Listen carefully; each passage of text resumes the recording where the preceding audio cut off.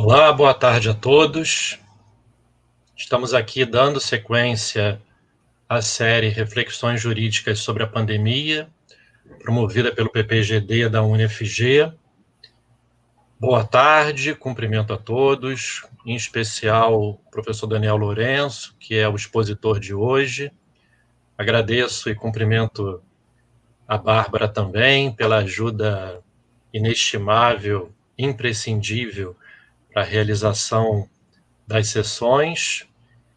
E esperando que todos estejam bem, e também convidando para a sessão de amanhã, às 11 da manhã, eu faço uma apresentação muito ligeira do professor Daniel, a fim de que possamos dar início quase imediatamente.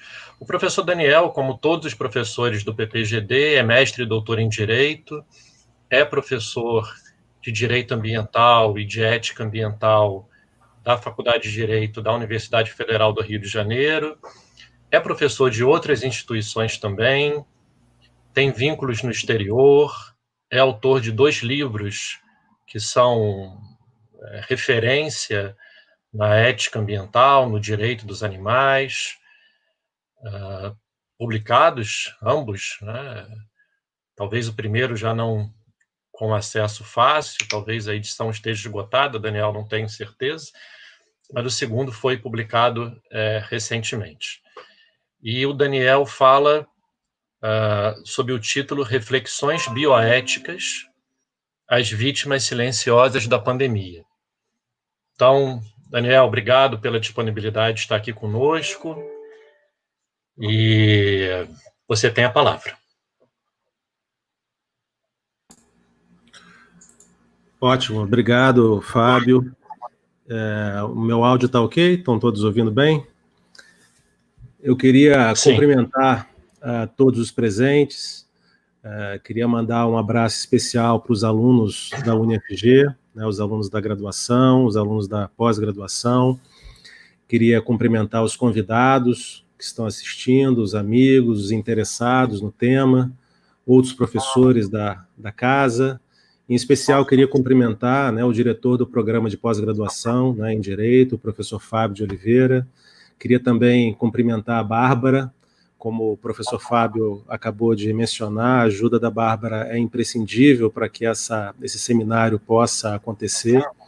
Queria cumprimentar também o coordenador do mestrado, o professor André Caran, né, e destacar, né, a bela iniciativa de promover esses encontros para discutir, né, sobre variadas perspectivas, né, a problemática da pandemia. Eu vou tentar obedecer, claro, o tempo que me foi designado, estou até acionando aqui um cronômetro para me policiar, mas eu queria já antecipar dizendo que eu vou procurar dividir a minha exposição em 2 momentos distintos. Num primeiro momento, eu vou tentar, de maneira muito sintética, claro, pelo tempo, a exposição não pretende ter nenhum sentido de ser exauriente, enfim, não é esse o propósito, mas eu gostaria de apontar alguns desafios bioéticos gerais que essa crise nos apresenta. Na sequência, no segundo momento, eu vou tentar entrar em pontos mais relacionados a questões apresentadas pela ética animal no enfrentamento desse problema. Inclusive, quem tiver um interesse em aprofundar a análise dessa questão na perspectiva da ética animal, pode entrar em contato, que eu posso depois, então, oferecer algumas sugestões de leitura, de aprofundamento. Vamos lá, eu queria começar a exposição trazendo aqui na verdade, uma frase, né, de Shakespeare, no Rei Lear, que ele diz assim: sempre é tempo de peste quando são os loucos que guiam os cegos. Então é sempre tempo de peste, né? Então, assim, a grande dificuldade, me parece, talvez a principal delas, além do problema em si, é a falta de comprometimento institucional, né, nas mais variadas formas, né, de enfrentamento adequado desse problema. Nós estamos enfrentando uma verdadeira encruzilhada, se a gente puder colocar dessa maneira, né, entre a saúde, né, a sociedade, o bem-estar da sociedade, a economia, o meio ambiente, os animais, né, que é uma característica segundo muitos autores apontam, para esse momento histórico, que é inclusive denominado por alguns de antropoceno, quer dizer, para designar essa era de um certo predomínio maciço do homem sobre a natureza, que desvela e traz diversos problemas bastante graves, né? Quer dizer, o paradigma da solidariedade, do cuidado, da empatia, estão muito em tona, né? Estão sendo testados, se a gente puder dizer isso. Né? Nós nunca, talvez, tenhamos sido afetados de forma global por um problema como esse, com essa dimensão, né? O próprio, dentro da bioética, nós temos alguns autores bastante tradicionais, e eu me lembro aqui do Potter. O Potter é um dos autores seminais da bioética, e o Potter, em 71, né, ele escreve A Bioética, uma ponte para o futuro, que é talvez a sua principal obra, né, e ele apontava já em 71, na visão dele, sobre 4 grandes bioproblemas que a humanidade deveria enfrentar em termos bioéticos. Bioproblemas esses que eram, na visão dele, a saúde, a fome, o crescimento demográfico e o meio ambiente. E é claro que o meu olhar hoje aqui é voltado para a última dessas esferas, né, o meio ambiente, né? Inclusive a própria palavra meio ambiente é uma palavra polissêmica, né? A gente pode inclusive criticar a própria palavra como uma palavra redundante, inclusive no sentido de que ela traz um olhar muito externo.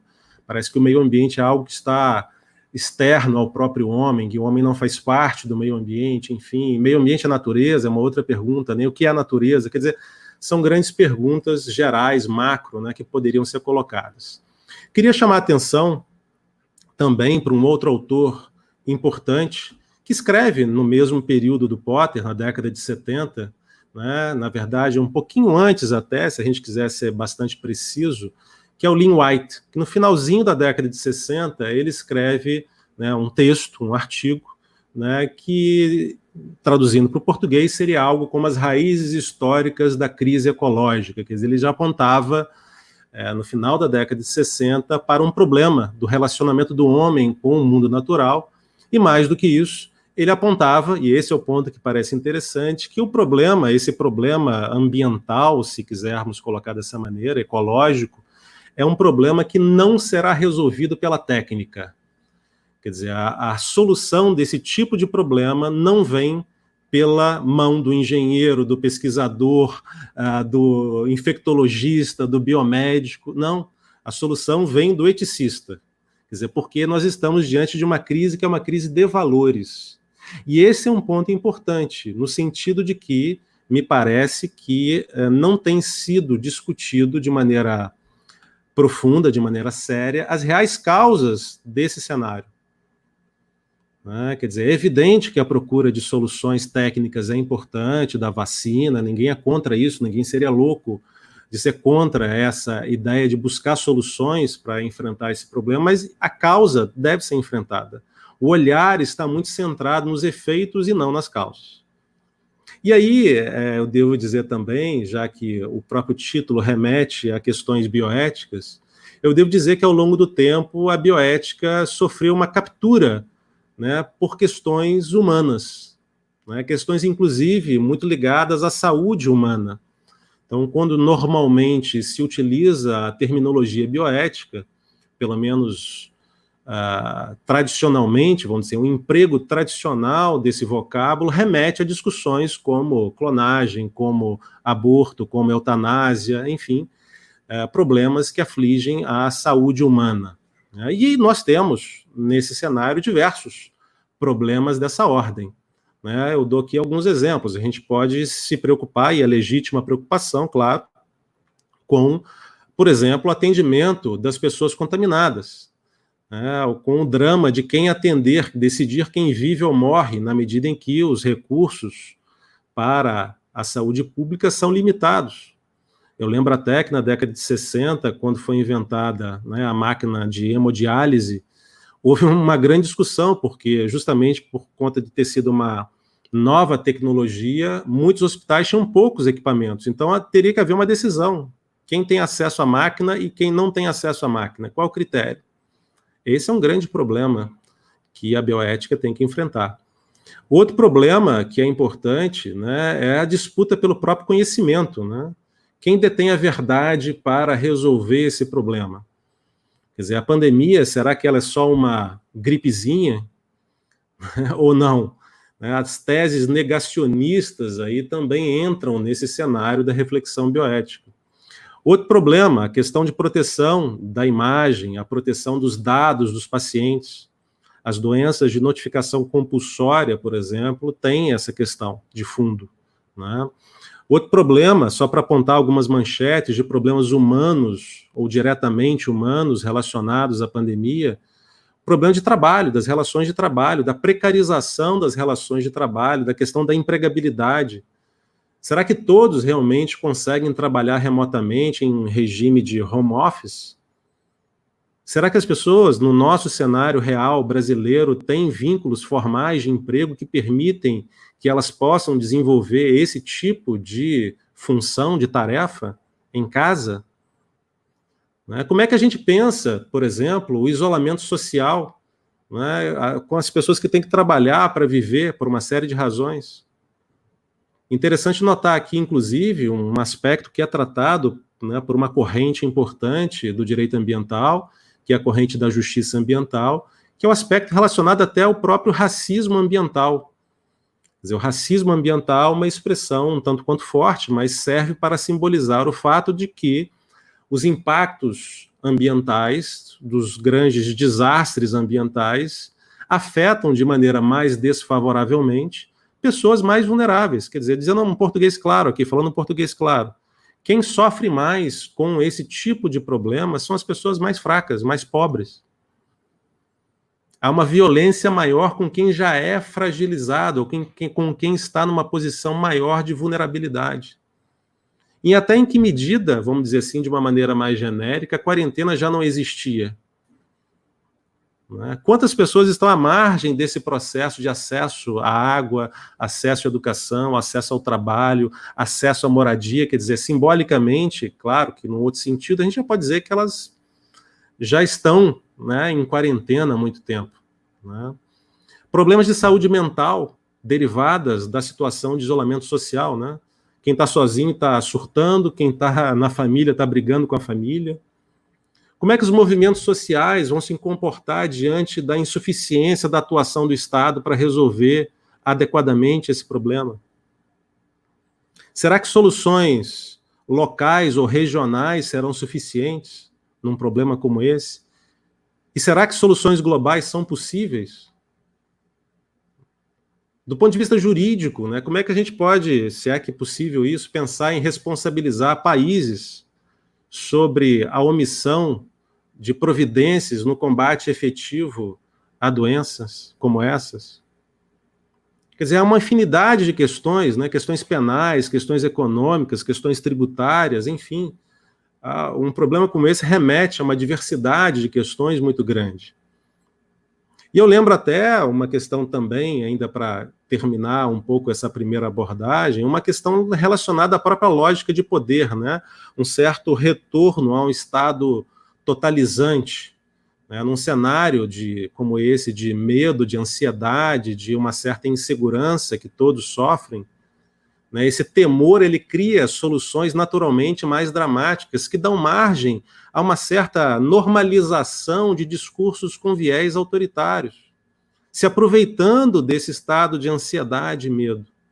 Ou seja, há um certo risco de fragilização de conquistas civilizacionais importantes, um estado de coisas que favorece, em alguma medida, uma certa imposição de vontade, um certo estado leviatã sanitário, que, em nome de medidas de intervenção sanitária, né, encerra espaços, recorta espaços, vigia espaços, fiscaliza pessoas, né?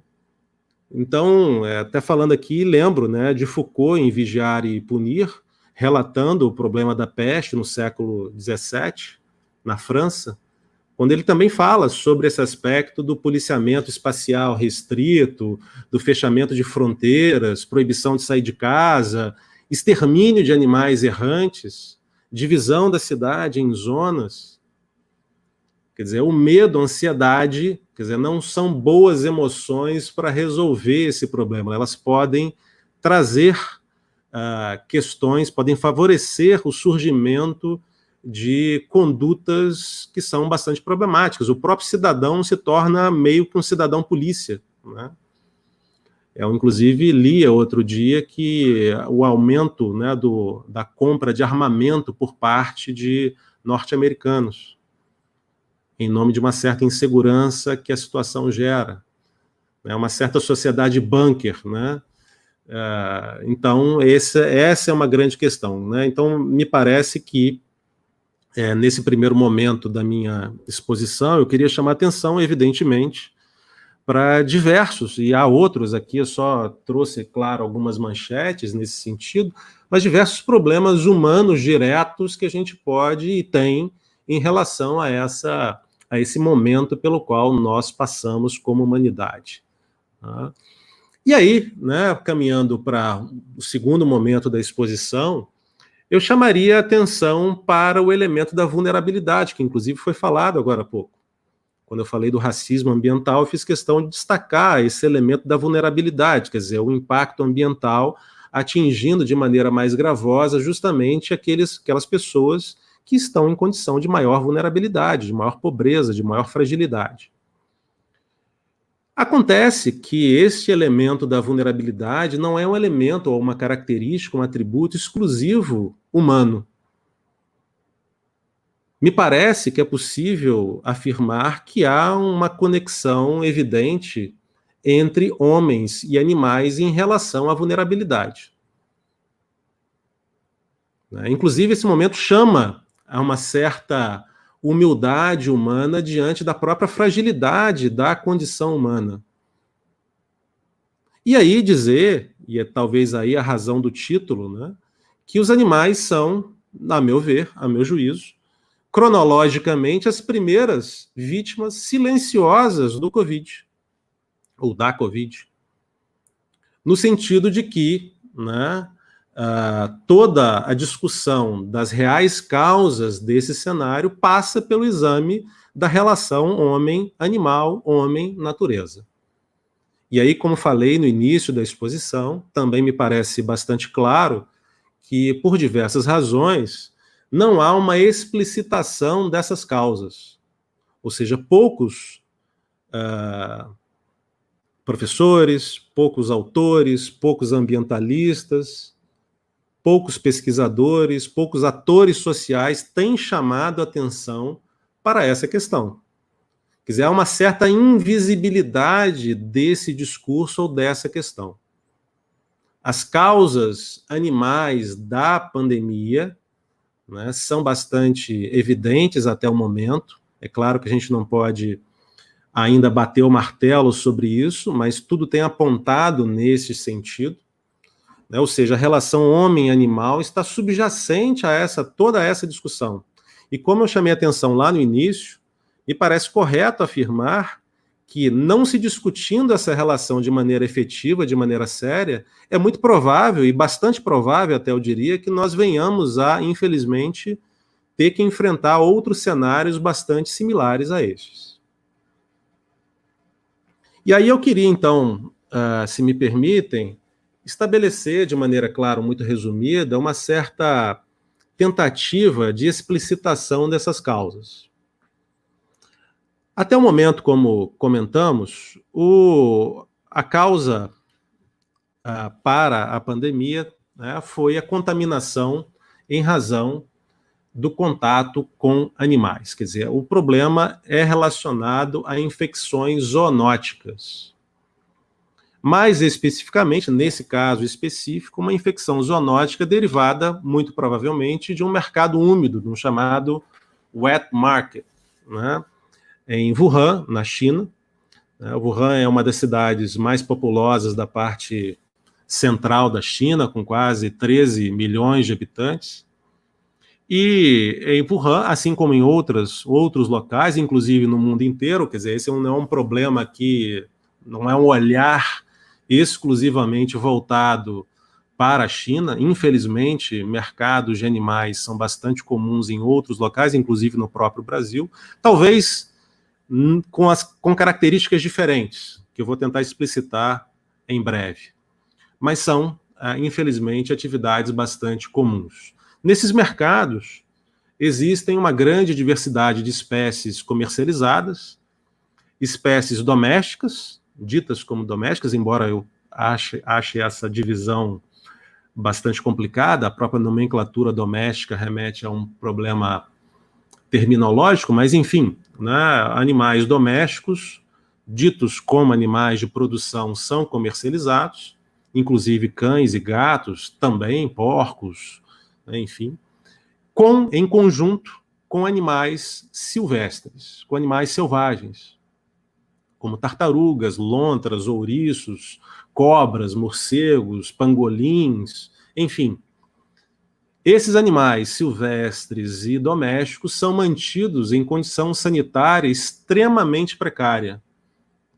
São mantidos aglomerados, confinados, e a própria situação da proximidade e as características do confinamento precário permitem, claro, o contato entre esses animais e, mais do que isso, o contato entre fluidos corporais, excrementos, sangue de um em contato com o outro, até porque esses animais, que estão, na sua maioria, vivos, são abatidos no próprio local. E o abate local é uma das razões para isso ser feito no local, é para a economia de energia.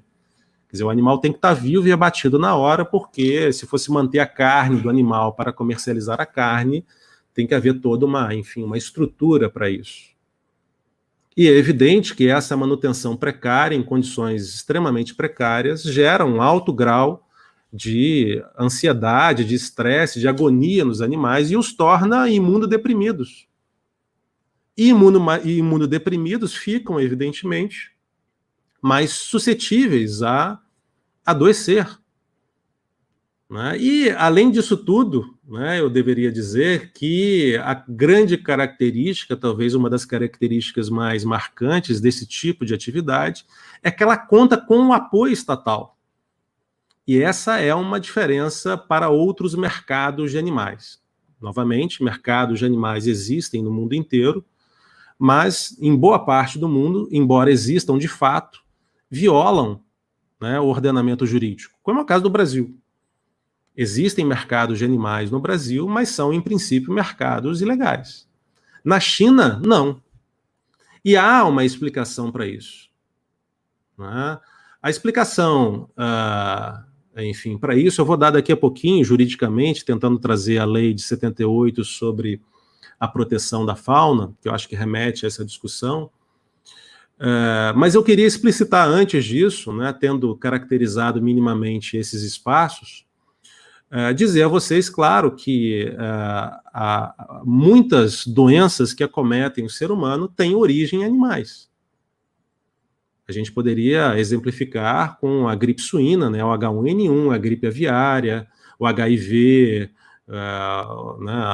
o outro episódio de SARS que a gente já teve em 2002, né, que teve origem também na China. Né, quer dizer, então, assim, e essa infecção zoonótica é especialmente explicitada nos mercados chineses por conta da proximidade, quer dizer, animais se contaminando e o ser humano em contato com animais contaminados, possibilitando, favorecendo esse contato. E dizer também, e aí é importante também explicitar isto, que esse cenário de contaminação zoonótica não ocorre unicamente em mercados de animais com essas características. Nas fazendas industriais, onde há uma criação intensiva de animais, onde animais são confinados em uma enorme quantidade, um enorme número, em altas densidades, em ambientes aglomerados, né, isso promove também o desenvolvimento de uma patogenicidade, seja pela facilitação da movimentação de diversas cepas de vírus de animal para animal, seja pela mistura e recombinação do seu material genético. E aí lembrando, né, que os animais criados em fazendas industriais, que são fundamentalmente aqueles que a humanidade normalmente consome, né, vivem sempre no seu limite biológico. Né? Quer dizer, há sempre uma lógica de aumento da produtividade em detrimento das características naturais dos animais. Na verdade, nós abatemos, hoje em dia, filhotes.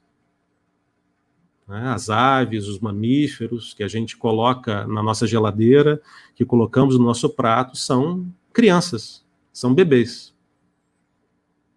E há um problema, né, evidente de biossegurança aí. Se não quisermos pensar na questão do animal em si, do indivíduo que está sendo morto, que está sendo criado dessa maneira, deveríamos pelo menos pensar nas questões de biossegurança e segurança alimentar. Eu vou dar aqui um exemplo que me parece bastante chocante. Não sei se vocês têm em conta esse número, mas por dia são abatidos cerca de, por dia, 6 milhões de porcos. E vejam que as taxas de mortalidade pré-abate são gigantescas, quer dizer, animais que morrem durante o processo. Essas taxas de morte pré-abate giram em torno de 10%. Quer dizer, esses 6 milhões aí são os que chegaram a ser abatidos, mas antes deles, outros milhões foram mortos. Nas granjas avícolas, os números são ainda mais impressionantes. Quer dizer, quase 170 milhões de frangos são abatidos diariamente para a produção de carne. Então, é um problema de biossegurança, como lidar com contaminação, com resíduos desse tipo de produção alimentar que nós, como humanidade, via de regra, estabelecemos. Né? E aí, voltando, né, só para ter feito esse parênteses, porque acho que é importante deixar claro que o problema aqui da contaminação, nesse caso, é muito voltado para os mercados de animais, especialmente de animais silvestres, como é o caso do mercado de Wuhan, na China, mas é evidente que problemas similares podem ocorrer, né, como falei, na criação intensiva de animais. Mas voltando aqui para os mercados chineses, como eu havia prometido, eu vou tentar dar uma explicação ligeira para a razão da própria existência e da própria legitimação, a oficialização que esses mercados passaram a contar.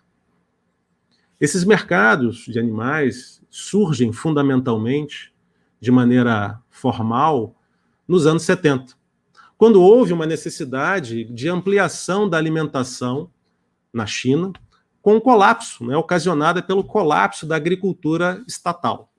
Quer dizer, a agricultura controlada pelo Estado não deu conta, ou não estava dando conta de alimentar a população chinesa, e iniciou-se um processo de privatização da agricultura. E os pequenos agricultores, nesse processo de privatização da agricultura, muitos ficaram impactados, porque as grandes empresas penetraram no mercado chinês. E eles ficaram sem mais ter condição de exercer sua atividade. E muitos deles migraram para a criação de animais selvagens para atender esse nicho na China, que tem uma imbricação muito próxima com a própria medicina tradicional chinesa, que faz uso de partes de animais selvagens. Então, o início disso teve origem nesse colapso da agricultura chinesa na década de 70. E esse processo se mostrou tão interessante que, em 78, como eu havia dito, o governo chinês editou uma lei, que é a Lei de Proteção de Animais Selvagens, que praticamente, vamos dizer assim, estatizou os animais selvagens e encorajou a sua criação. Ou seja, houve um processo de legalização, né, da criação, do manejo e da venda e do abate de animais selvagens. Criou-se uma indústria, né, de criação intensiva de animais silvestres para atender esses mercados. E é claro que isso, indiretamente, também incentivou uma prática muito perniciosa, que é a indústria ilegal de caça de animais ameaçados de extinção, como é o caso dos tigres, pangolins, rinocerontes, enfim, outros animais. E em 2016, bem recentemente, inclusive, o governo chinês, incentivou a criação de animais ameaçados, para finalidade comercial, não de preservação. E o mais interessante ainda, eu acho que é uma pergunta legítima, né? Quem são os clientes desses mercados? será que a população chinesa, de fato, na sua alimentação, necessita desses mercados? Esse é um componente, a carne desses animais, enfim, as partes desses animais são componentes da alimentação usual chinesa? Parece que não. Parece, e isso é interessante, que pesquisas indicam que, estatisticamente, somente uma porção pequena da população chinesa, a gente tem que ter cuidado com falar em porção pequena da população chinesa, porque a população chinesa é muito grande, né? Então, o pequeno, né, pode ser um número bastante alto, mas, relativamente falando, né, são poucos os chineses que, de fato, consomem esses animais. Normalmente são pessoas de classes mais abastadas, mais privilegiadas, que fazem isso. E olha que interessante, novamente, aí a perspectiva do racismo ambiental. Quer dizer, é uma prática que normalmente é efetivada por pessoas que têm mais condição social, mais condição econômica, mas que coloca em risco todo o restante da população que é mais fragilizado. Então, nós temos aí uma série de cenários, né, interessantes para discutir esse problema. Queria também chamar a atenção, já ouvi esse discurso algumas vezes, de que a quarentena, o isolamento, enfim, tem produzido efeitos benéficos para o meio ambiente. Não sei se vocês já viram isso sendo divulgado, inclusive com imagens, né, aqui no Rio de Janeiro, de onde eu falo, a própria Lagoa e outros lugares, a praia de Botafogo, né, o pessoal filmando a praia com uma água aparentemente limpa, supostamente resultado de uma menor atividade humana nesse período. O problema, e a grande questão aí, e inclusive esse conceito é tratado no direito ambiental, existe o fenômeno da poluição da vingança. Quer dizer, superado esse momento, qual é o cenário futuro? Pode ser que a gente pise no acelerador para recuperar o tempo perdido. Isso já ocorreu em vários momentos, claro, com perspectivas distintas, com enfrentamento de problemas diferentes deste, mas isso já se mostrou no passado que em momentos depois de uma dieta, o sujeito vai com sede e fome ao prato. E esse é um problema que a gente vai enfrentar no pós-pandemia, né?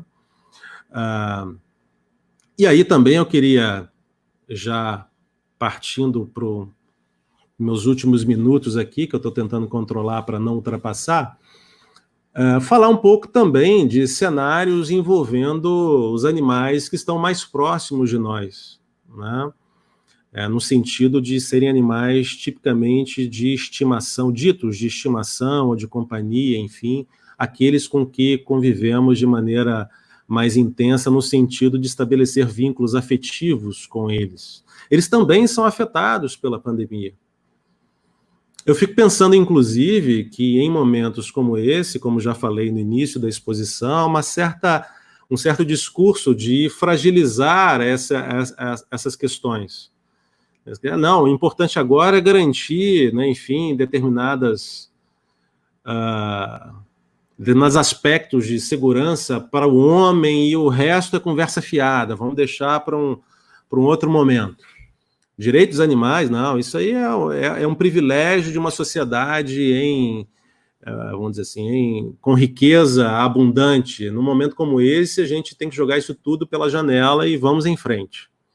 Então, eu tenho muito receio de, perdurando a pandemia, né, essa preocupação que foi conquistada as duras lutas, né, durante muito, que nem está consolidada ainda, eu diria, mas de perdermos um pouco isso, né? E aí eu chamo a atenção, né, para cenários próximos a esse em que animais foram massacrados. Se a gente puder dar o exemplo, eu falaria de duas situações aqui muito claras, muito parecidas com as quais a gente passa hoje, em que animais foram vitimados. No caso da Blitz de Londres, por exemplo, né, quando Londres foi invadida, né, para não abandonar os animais, as pessoas matavam, os tutores mataram os animais, todos da cidade, praticamente. O massacre de gatos na Revolução Francesa também é um outro exemplo de que os primeiros a serem eliminados são os animais. Os animais em situação de rua né? Se a gente parar para pensar, né, os animais de rua já vivem normalmente, assim como a população em situação de rua humana, já vive numa situação de extrema precariedade. Imagine agora, com a menor circulação de pessoas, com o fechamento de restaurantes, de bares, com menor acesso a alimento, a água. Isso se torna dramático, especialmente dramático. As próprias ONGs, num cenário de pandemia com consequente crise econômica, o financiamento privado para essas atividades, desse trabalho abnegado de ONGs de proteção animal, de ONGs ambientais, escasseia. Menos doações são feitas, o que pode agravar, claro, a condição já precária da maioria dessas, ou para não dizer quase todas essas associações. Quem é que cuida dos animais de pessoas que são internadas? Muitas pessoas vivem sozinhas e têm animais. Outro dia até via, né, uma notícia especialmente pavorosa da técnica de chamar em inglês chamada de depopulation, que são empresas do agronegócio que matam os animais porque foi reduzida a capacidade de abate. Quer dizer, o sujeito tem lá um determinado número de animais que seriam normalmente abatidos, né? E eles têm que apressar esse processo e descartar esses animais, porque não tem condição de manter, quer dizer, é economicamente não interessante manter. Eles não têm lugar para receber esses animais. Então, é um cenário extremamente complexo, né? A gente pensar, inclusive, na proposição de soluções para a crise, em termos de vacina, é um outro grande problema. Já vimos aí notícias de experimentos com animais para produzir vacina, e na ética aplicada, a experimentação animal revela problemas. Problemas do modelo animal e problemas da ética relacionadas à legitimação da instrumentalização de animais para tratar problemas humanos. Tem as duas pontas aí, né? Quer dizer, no início e no fim, os animais sendo instrumentalizados, dando causa e sendo suposta solução para o problema. E aí, para terminar, né, essa rapidíssima exposição, em que a minha pretensão é, claro, só de apontar algumas manchetes, né, ligadas a problemas bioéticos que a gente pode enfrentar, humanos e não humanos, nesse cenário, apontar para a importância de investigarmos as soluções de maneira serena. Quer dizer, as falsas soluções são muito factíveis nesse momento de angústia, de ansiedade, de medo. Então, acho que a bioética, a ética aplicada, a ética animal, o direito animal tem muito a colaborar para que a gente possa pensar de maneira séria, de maneira profunda, sobre o enfrentamento eficaz desse problema. Voltando ao início da exposição, eu repito aquela esse meu sentimento sobre isso. Né? Se nós não enfrentarmos uma modificação séria no relacionamento com a natureza, com os animais, se nós não exercermos a solidariedade, a empatia para além do próprio homem, nós vamos fazer aparecer diante de nós novos cenários pandêmicos, e isso está muito claro, está colocado muito claramente pela ciência. Para reverter esse cenário, novamente, fazendo aqui menção nova ao Lynn White, não é o infectologista que resolve a pandemia. O infectologista vai tratar do sintoma da pandemia. A causa da pandemia está muito atrás. E ela precisa de ser pensada de maneira efetiva, de maneira séria. Bem, eram essas as minhas rápidas reflexões. Acho que já ultrapassei o prazo de 30 minutos que me foi assinalado. Agradeço novamente a presença de todos.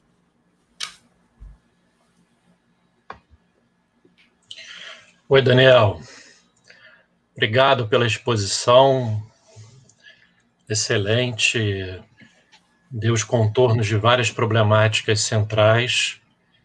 É realmente muito importante haver uma sessão nesta série voltada para a discussão dos animais em meio a todo este cenário, como você disse, do início ao fim. É realmente muito curioso que este tema não esteja na pauta, né? Não está na pauta da grande mídia, né? Não está nas televisões de um modo geral, não está na mídia de um modo geral, na internet, nas redes sociais, assim, pelo menos não atinge um público maior. E é uma reflexão fundamental que devemos fazer. Porque é uma reflexão sobre a causa, sobre os meios, sobre os fins disto tudo. Para que soluções simplistas simplistas e antiéticas não perdurem, né? No caso da gripe aviária, uma solução comum é simplesmente a matança aos milhares dos animais. Então se identificou a gripe aviária, solução, extermínio, né? E realmente tem várias questões aí que poderiam nos levar a uma reflexão libertadora, né, crítica. Quando muitas pessoas dizem eu não suporto o confinamento, eu estou estressado com o confinamento, como você mencionou, a gente precisa reparar nos milhares de animais que são milhões de animais confinados, né, em zoológicos, por exemplo, para criação, para abate, e a gente, né, as pessoas de um modo geral simplesmente não percebem, né, uma invisibilização aqui. E dos fenômenos que vem acontecendo agora, você mencionou, quer dizer, ao mesmo tempo a notícia de abandono de animais, inclusive pela notícia equivocada de que animais poderiam ser transmissores do vírus, né, e também há a notícia de adoção de animais, porque as pessoas estão isoladas, estão mais sozinhas, e aí carentes adotam animais, né? E aí há a entrega do animal a domicílio. Isso também é delicado, né? Também é um problema. E eu queria te colocar uma questão, Daniel. Gostaria que você falasse um pouco, explorasse um pouco isso. Em boa medida, a falta de uma crítica mais veemente aos mercados, o wet markets, ou os mercados de animais vivos, se dá em razão da cultura. Na própria China já há notícia de que mercados foram reabertos, né? Houve no início um fechamento e depois uma reabertura, né? E mesmo na China a alegação é essa: bom, isso faz parte de uma cultura, vem lá da grande fome que você mencionou, mas depois se tornou cultural, um hábito de uma cultura, de uma minoria que, segundo esta alegação, deve ser respeitada. E também no plano internacional há por parte de muitos uma resistência em nome da cultura. Dizer, não, faz parte da cultura, então o máximo que se pode fazer é discutir as questões sanitárias, mas não a moralidade em si da conduta. Eu queria que você explorasse um pouco o argumento da cultura, como o argumento da cultura joga na discussão da ética. Fábio, obrigado pela intervenção, pela pergunta. É uma pergunta complexa, né, Fábio? A gente poderia até perguntar previamente o que é cultura, né? Mas, passado essa discussão, que é muito problemática, a própria definição da terminologia, o que a gente quer realmente efetivar como cultura, realmente você está correto em apontar que muitas das práticas de uso dos animais supostamente se alicerçam nesse argumento, né, de sustentáculo com base na cultura. Quer dizer, é uma tradição do uso do animal, seja para finalidade alimentar, finalidade de entretenimento, e em nome disto, né, a gente deveria manter essas práticas. A gente pode dar vários exemplos, né, não só na questão alimentar específica que está sendo colocada nesse momento aqui da discussão dos mercados de animais, mas diversos outros, né? A própria questão tradicional na Espanha da tourada, e de práticas tauromáquicas, que inclusive, de alguma maneira, chegam até nós na discussão recente da própria vaquejada, dos rodeios zoológicos, enfim, uma infinidade de práticas recorrentes de uso dos animais, que são, em muitas medidas, né, em muitos cenários, justificadas pelo argumento da tradição, da cultura, né? É evidente, é claro que a cultura tem que ser levada a sério, deve ser protegida, em princípio, a lógica é essa, mas, de maneira geral, né, tentando objetivamente responder a sua colocação, a sua indagação, eu percebo que a cultura não é o locus da moralidade, né, e essa é uma grande discussão, né, quer dizer, a cultura, ela não cria de maneira racional os parâmetros para o comportamento humano. Inclusive, historicamente, há continuamente a superação, né, de determinadas práticas que foram, durante muito tempo, tidas como culturais, né? A gente pode, inclusive, remeter analogicamente essa discussão para exemplos de exploração dos homens pelos próprios homens, né? Práticas bárbaras como a escravidão humana, enfim, o sacrifício humano, né, o regime nazista, totalitário, regimes totalitários, né? Quer dizer, muito do sustentáculo para essas práticas se ancora em argumentos do tipo, né, cultural, do tipo religioso, né, e isso tem que ser colocado, né, com um peso relativo nessa discussão. Me parece, eu sou partidário dessa ideia, de que existem valores morais objetivos no sentido de determinar que determinadas práticas, independentemente da localidade ou do tempo, possam sofrer enfrentamento ético, né? Será que, em nome da cultura, nós podemos violar dimensões tão sérias e tão caras a nós como a integridade física, a liberdade, a própria vida? Nem estou dizendo que esses valores são valores absolutos, mas seriam pelo menos valores objetivos. Então, te respondendo, eu não acho que o argumento da tradição ou da cultura deva responder automaticamente no sentido de garantir a legitimidade dessas práticas. O mesmo a gente pode dizer, como falei, de várias outras práticas, né, como é o caso, inclusive, juridicamente muito discutido aqui recentemente no Brasil, da própria vaquejada, né?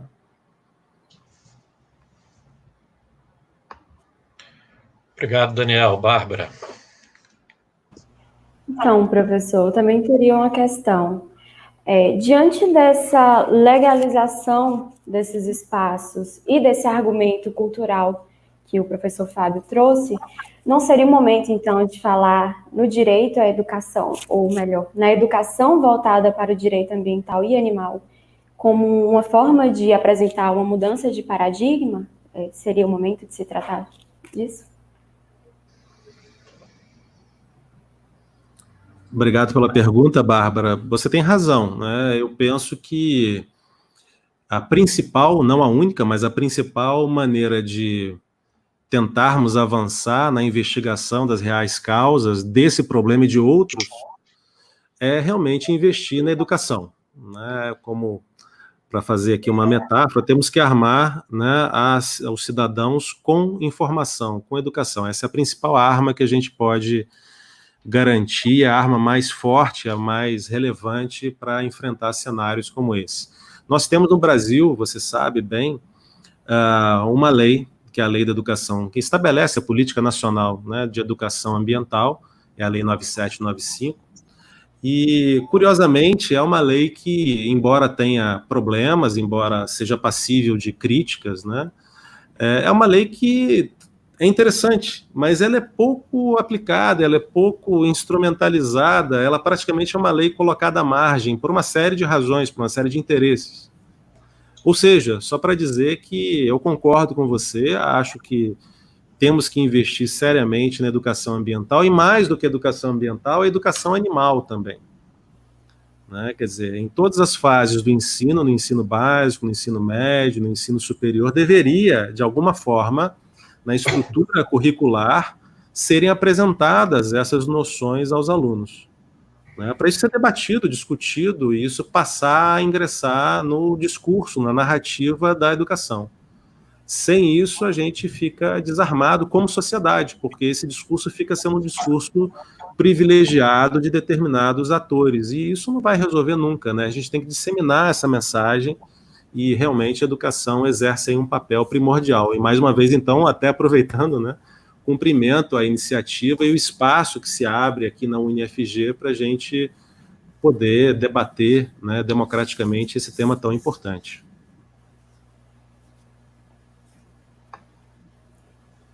Ok, professor, muito obrigada. Agora vamos passar aqui as perguntas dos alunos e dos presentes. A primeira que eu tenho aqui é a da Moab, e ele vem perguntar ao senhor se, diante da multiplicação das teses negacionistas, quais questões de bioética podem ser levantadas e quais implicações jurídicas? Moab, obrigado pela pergunta. Pois é, eu tentei, na minha exposição, né, levantar justamente algumas dessas questões, né? Existe todo um movimento,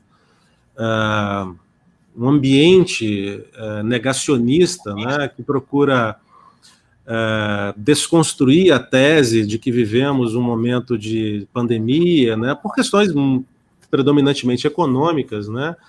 E isso cria problemas graves, né? Quer dizer, a volta às atividades, a normalização, se é que a gente pode usar esse nome, né? Será que a gente algum dia viveu a normalidade, né? Mas a volta à normalidade, será que não vai, neste momento, trazer um impacto à população e, principalmente, como falei aqui, pela questão do racismo ambiental, das pessoas mais vulneráveis? Como é que fica o cenário daquela pessoa que tem que se deslocar com o transporte público para chegar ao seu local de trabalho?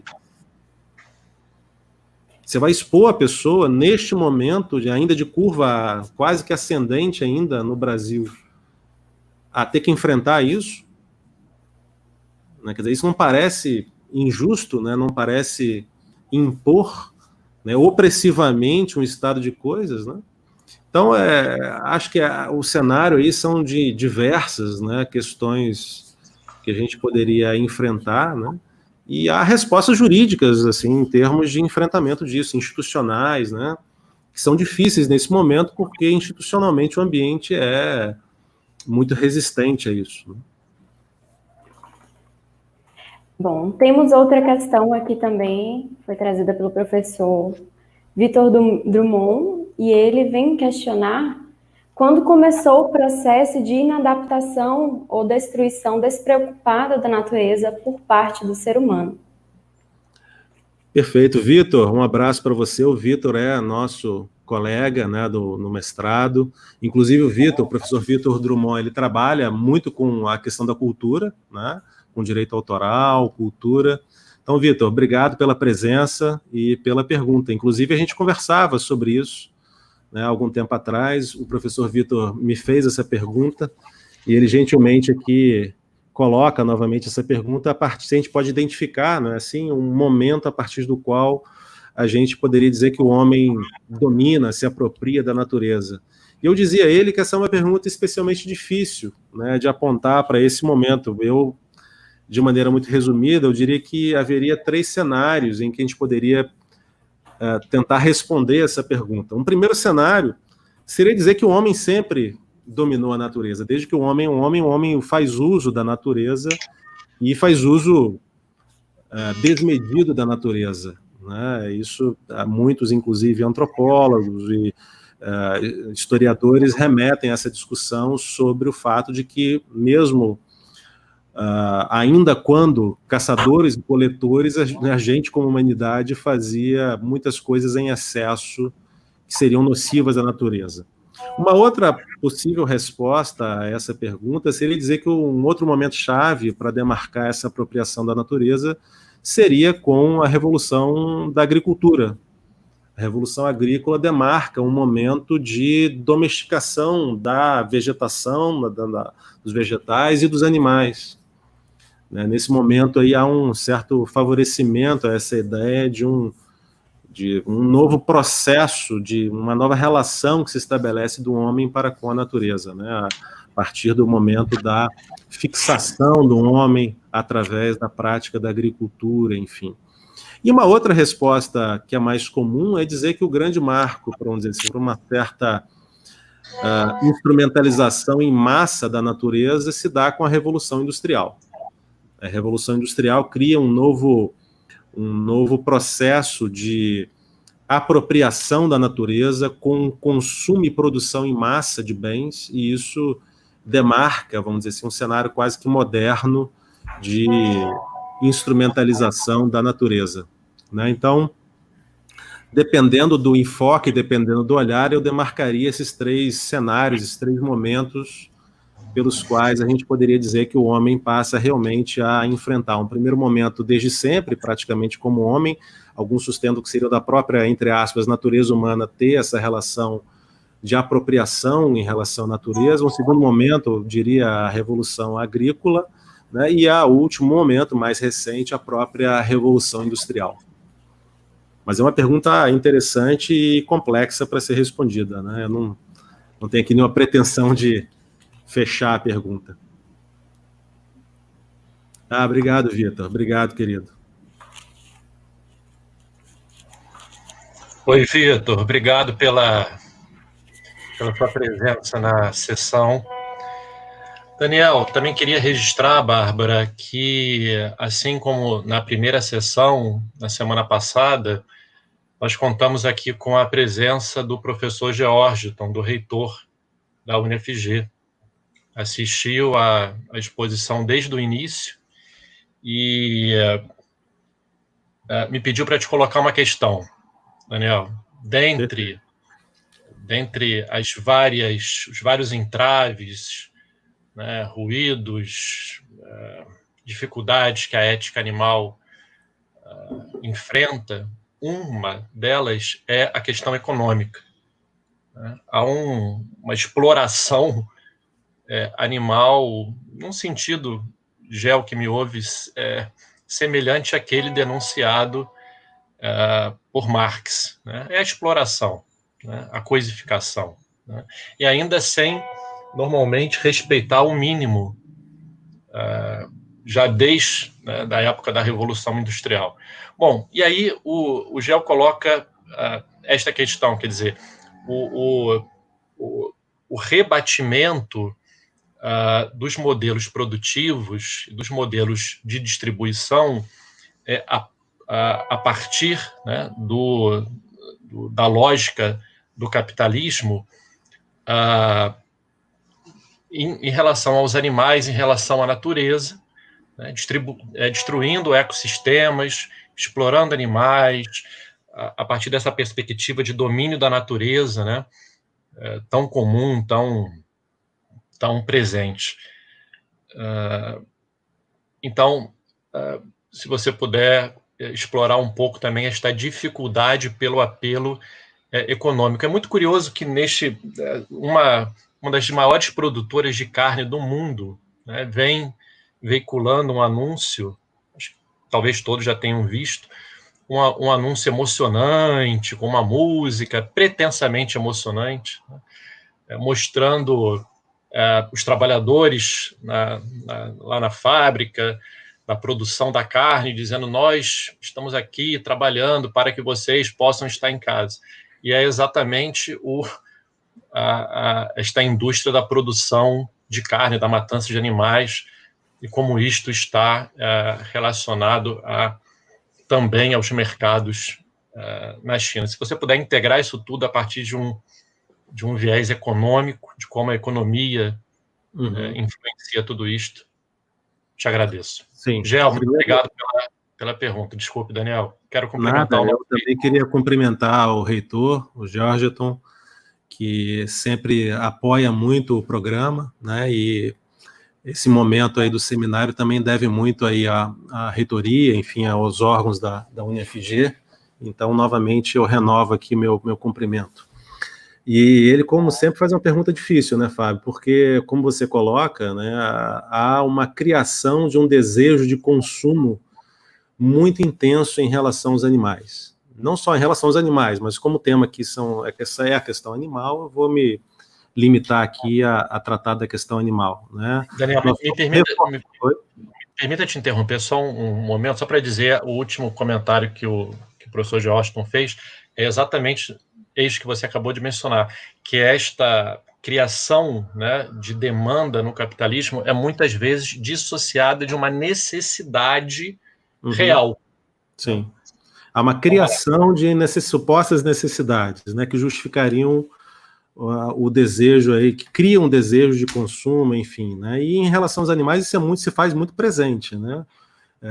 Se a gente é curioso, né, perceber, por exemplo, a questão do marketing relacionado à comercialização de produtos de origem animal.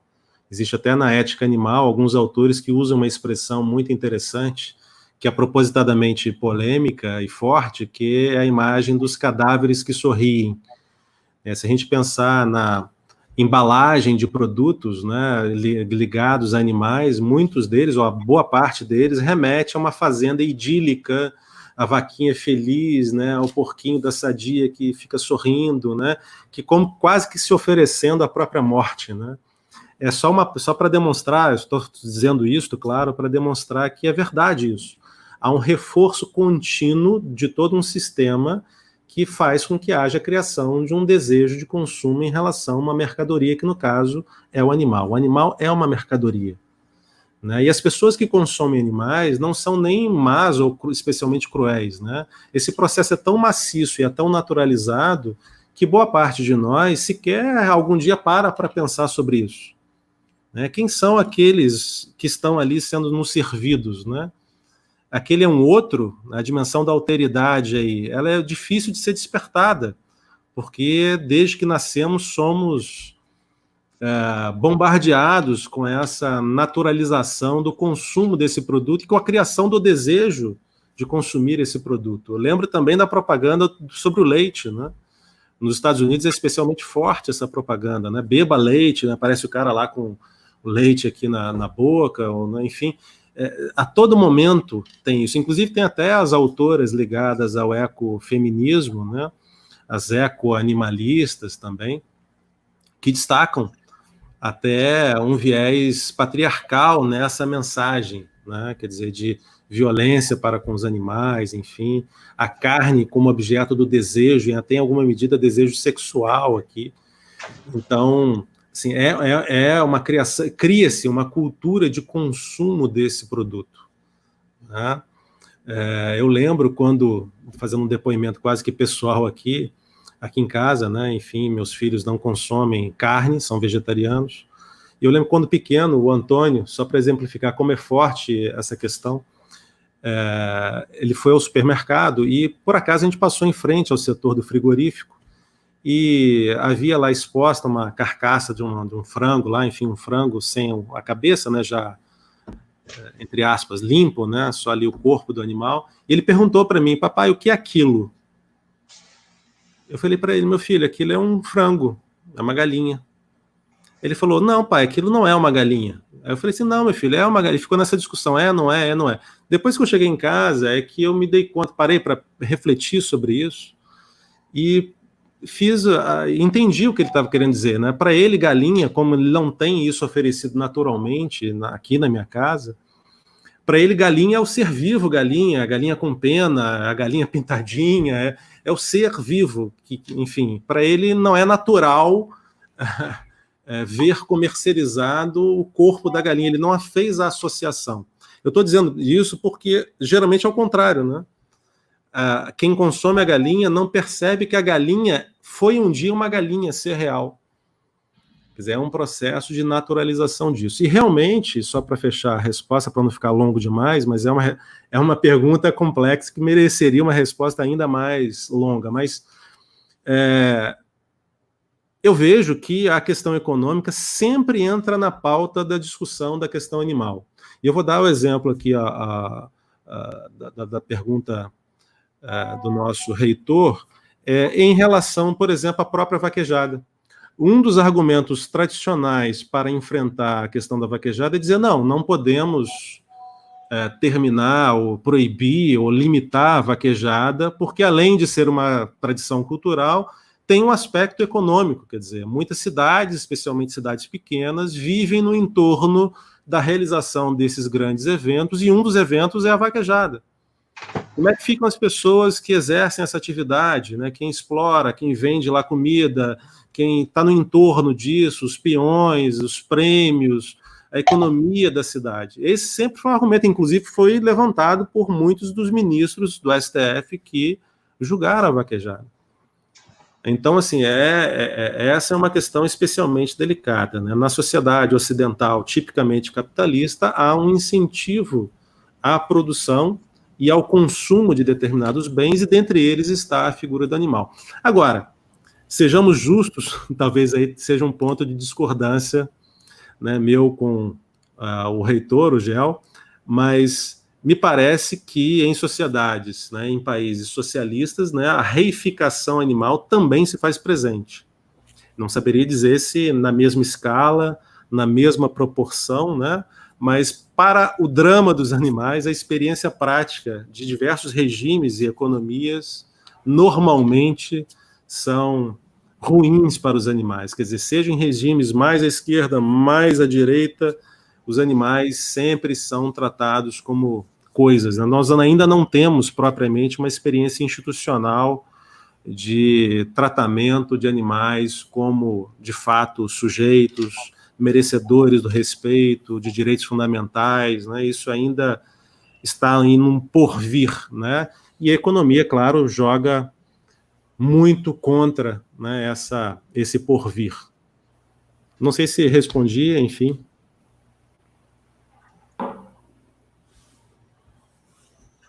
Obrigado, Daniel. Pronto. Temos agora uma questão do Alex Meira, em que ele questiona se o senhor vê a pandemia como uma crise que deve levar a repensar a lógica neoliberal de gestão dos indesejáveis e da própria natureza. Alex, obrigado pela pergunta.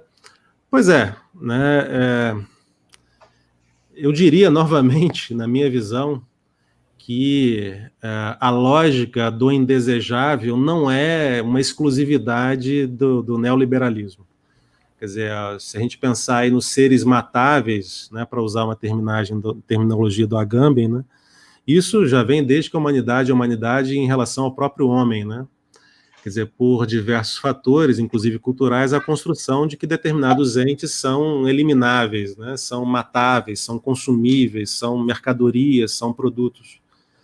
Então, me parece que sim, né, acho que é chegado o momento, e eu acho que a pandemia, neste sentido, com toda a reserva que o termo pode ter, mas nesse sentido é uma oportunidade para a gente repensar essa relação. Fica até difícil falar em oportunidade quando a gente está nesse cenário, mas nesse sentido é uma oportunidade para a gente repensar essas relações, e é claro que também dentro dessa perspectiva, né, do próprio neoliberalismo, enfim, acho que a gente pode aproveitar isso para discutir essa relação.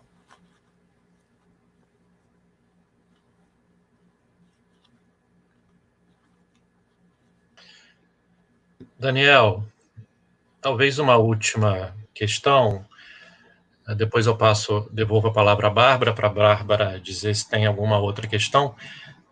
Foi feita uma questão, a gente ficou em dúvida exatamente, e eu vou procurar transmitir a você de uma forma fiel, mas com alguma reformulação. Tá? Mas, assim, a questão sensível que eu queria te ouvir agora é sobre a posição do ministro do Meio Ambiente.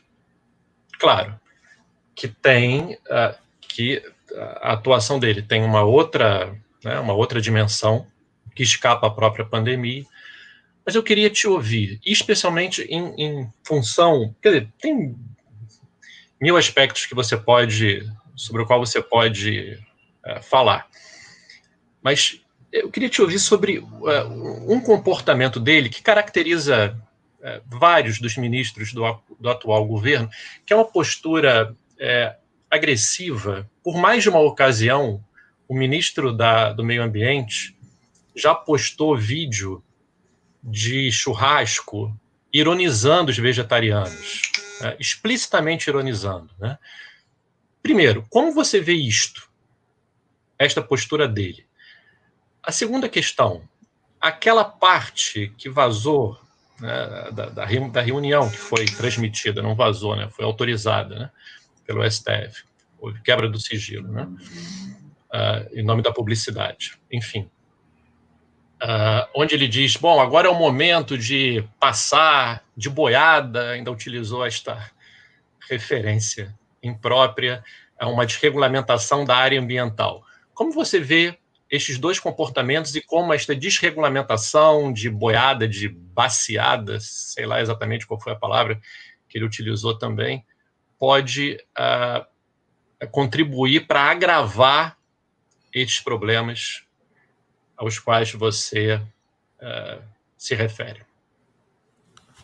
Fábio, obrigado pela pergunta. Pois é, acho que o primeiro ponto para a gente tentar responder essa pergunta é também deixar claro que, do ponto de vista político-institucional, a verdade é que já, ou desde sempre, né, o meio ambiente nunca foi propriamente uma pauta dos sucessivos governos democráticos que a gente teve, nem dos anteriores, evidentemente. Quer dizer, desde que nós somos Brasil, a gente nunca enfrentou, a meu juízo, de maneira séria, de maneira comprometida, as pautas ambientais e muito menos ainda as pautas animais. Eu vejo com tristeza, eu vejo com muito... Realmente, talvez a palavra seja tristeza, né? Decepção não poderia ser, porque eu já sabia, enfim, das pautas do ministro, antes dele ser ministro, já o conhecia, mas eu vejo com tristeza essa forma de tratar, né, essas temáticas, né? Principalmente como um homem público, né? O homem público tem o dever de se manifestar de forma serena, ainda que, evidentemente, tenha posições políticas definidas, enfim, ele não governa para um ou para outro, ele governa para o país inteiro.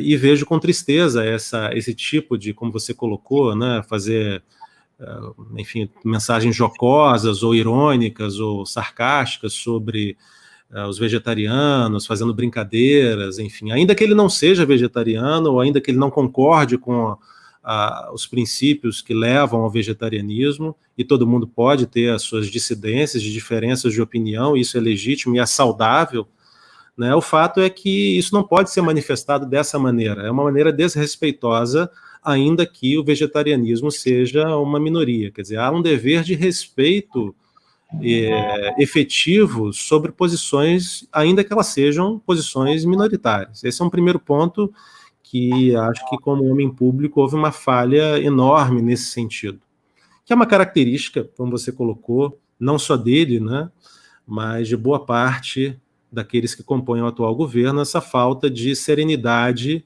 para tratar de diversos problemas, dentre eles este.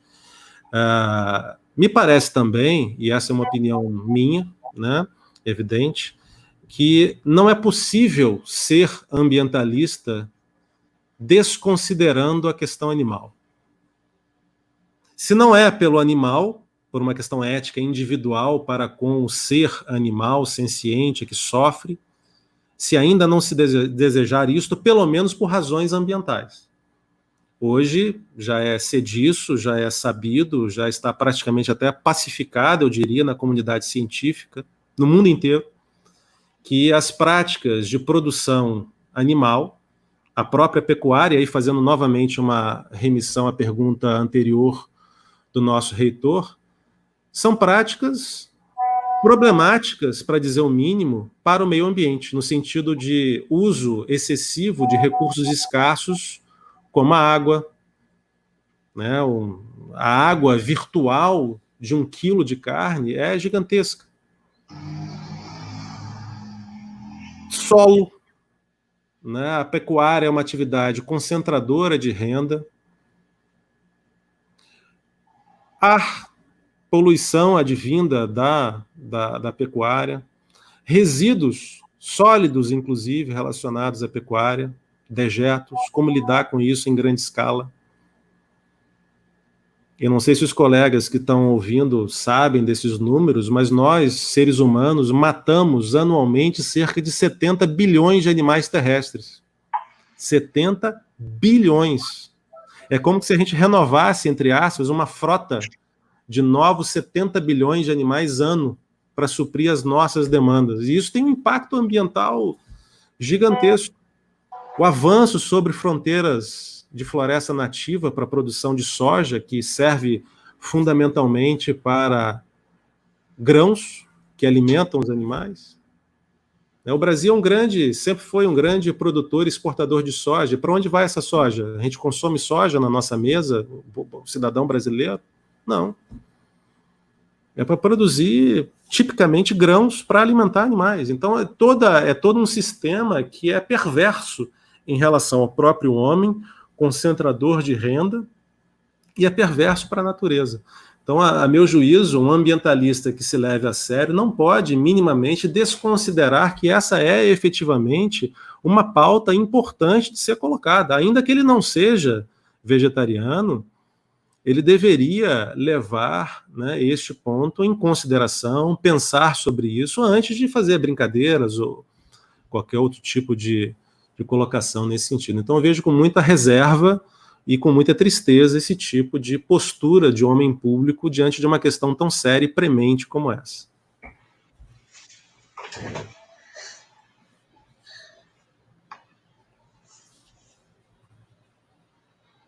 Bárbara. Bom, isso. Pessoal, temos 2 perguntas em bloco.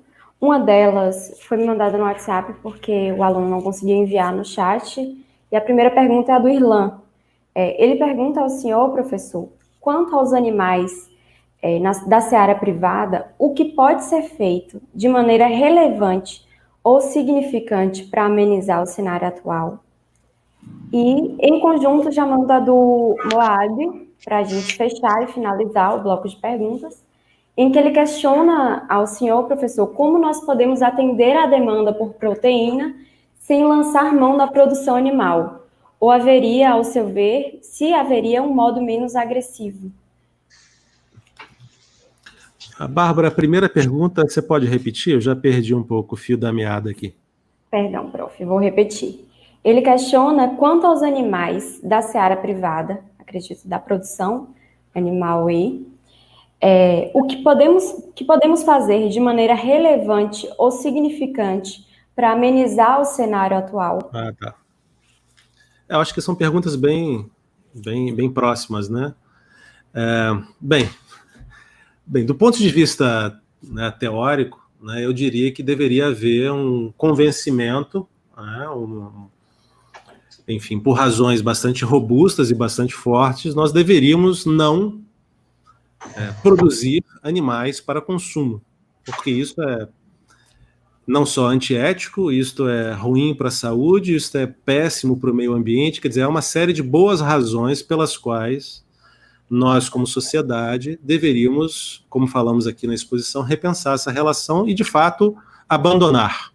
Esse seria o cenário ideal, né? Quer dizer, a sociedade coletivamente, progressivamente, ir abandonando, né, o uso, o consumo de produtos de origem animal. Essa é a meta, vamos dizer assim, fundamental, né, de boa parte, se não de todos os autores ligados à ética animal, com as suas diferenças, claro, quando a gente fala em ética animal, há diversas maneiras de abordar esse problema, enfim, é bom que se diga isso, mas, em modo geral, os autores concordam que o ideal seria, né, evitar ou eliminar de forma global esse consumo.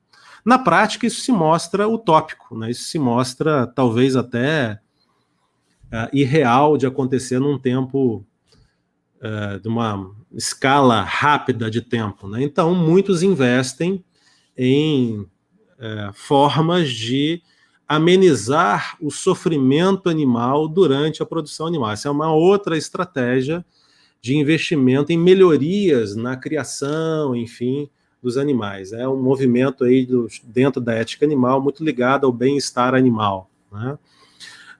Há um terceiro caminho, que seria o investir quer dizer, só para dizer de maneira bem clara, talvez nem todos tenham esse arsenal teórico, né, para dizer que, para a perspectiva do bem-estar animal, o que importa não é o uso do animal em si mesmo, mas sim o modo pelo qual, a maneira pela qual nós usamos os animais. Quer dizer, se vamos abater o animal, que o façamos por um modo, por uma maneira que promova a menor quantidade de sofrimento possível, enfim. Essa é uma perspectiva. Há pessoas que não estão muito preocupadas em eliminar o uso em si do animal.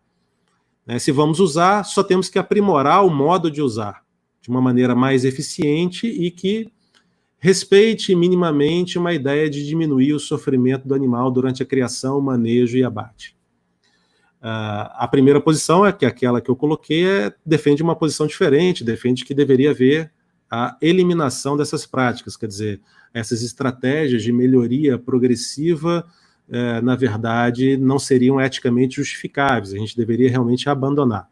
Mas, como eu falei, essa primeira posição se mostra difícil na prática de ser implementada rapidamente, então há esse outro grupo que pretende ir meio que comendo pelas beiradas, ampliando, vamos dizer assim, o bem-estar animal aos poucos, e, quem sabe, com isso, aos poucos, paulatinamente, trazendo esses temas para a sociedade.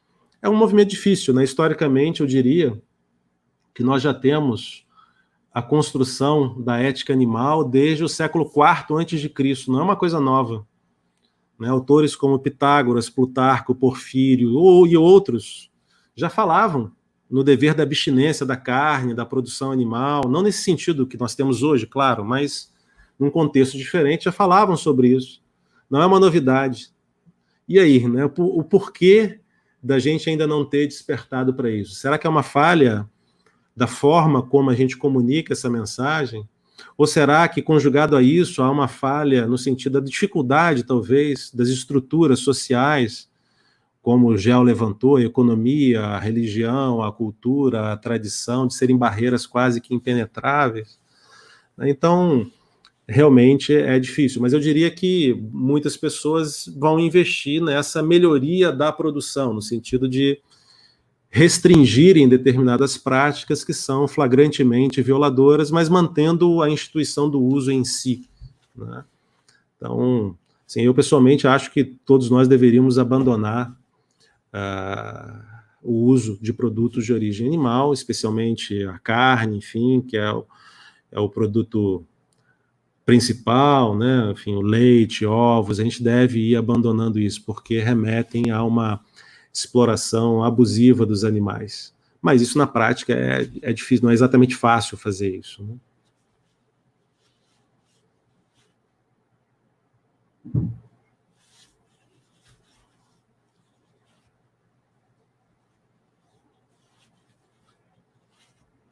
Professor, seu microfone. Obrigado, Bárbara. Eu dizia, Daniel, em primeiro lugar, obrigado pela exposição e pela interlocução. A gente pensou as sessões assim, para que elas tenham um espaço considerável de interlocução, de conversação. Eu vou passar a palavra à Bárbara, mas queria fazer um registro a todos, e especialmente aos alunos do mestrado, à comunidade da UniFG. Esta é uma época de desafios para todos, É uma época que traz um conjunto de novidades e dificuldades também. E as instituições educacionais estão procurando dar conta, enfrentando isto. Então, eu queria sublinhar por duas razões. A primeira, este encontro, como os outros que vão seguir, é uma iniciativa do mestrado apoiada pela Pró-Reitoria de Pós-Graduação e Expansão, apoiada pela reitoria, movimentou a estrutura da UniFG para que a gente pudesse teremos até julho, estes espaços 2 vezes por semana, para que a gente possa se reunir, conversar temas diferentes relativos à atual pandemia. Também queria registrar a presença do pró-reitor de pós-graduação e expansão aqui conosco hoje, também desde o início, o professor Mauro. E com isto, dizer do compromisso da UniFG e do compromisso da sua direção, tanto da reitoria quanto da pró-reitoria, com o mestrado e com este evento, né, reconhecendo a importância, reconhecendo a relevância da UniFG, seguir também no mestrado com outro espaço, além das aulas, aberto a todos, né? O evento transmitido no YouTube, portanto, está alcançando a comunidade externa, de maneira a promover a reflexão sobre temas diferentes, oriundos desta situação de excepcionalidade que vivemos. Daniel, da minha parte, muito obrigado, mais uma vez, pela exposição, e eu passo a palavra à Bárbara. Bom, professores, muito obrigada. Gostaria especialmente de agradecer a oportunidade que é me dada nesse momento de estar aqui com esses caríssimos e sublinhar, pessoal, primeiramente agradecer pela presença e sublinhar que para os que querem certificação, está aí na descrição do vídeo, observando 75% de presença, que corresponde a 9 palestras, e que o tempo para preencher o formulário que está disponível a partir de agora é 30 minutos. É só isso. Agradeço novamente a todos. E uma boa noite. Bem, eu queria, por último, agradecer novamente a direção da UniFG, na pessoa do seu reitor, o professor Georgeton, o professor Mauro, o pró-reitor, novamente dizer que eu fico muito feliz em participar do programa e, mais do que isso, de ver que a instituição é realmente comprometida com a discussão de variados temas, e esse seminário me parece ser um exemplo muito claro disso. Agradecer ao professor Fábio de Oliveira, que é o nosso diretor do nosso programa de pós-graduação. Mais uma vez agradecer a Bárbara, que é nossa aluna, que está fazendo todo o esforço para viabilizar esses encontros.